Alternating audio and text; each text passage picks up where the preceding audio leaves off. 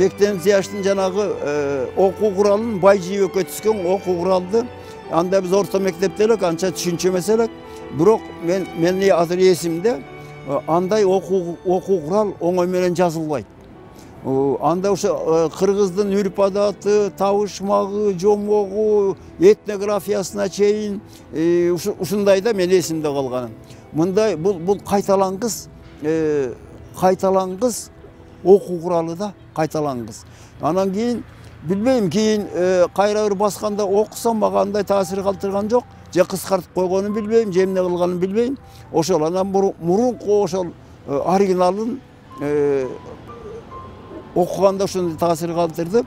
Демек мен ойлоймун, Бектен Зияш менен Байжиев Ташымдар өз доорунун, өз заманынын алдыңкы интеллигенттери, алдыңкы илимпоздору деп ойлойм да.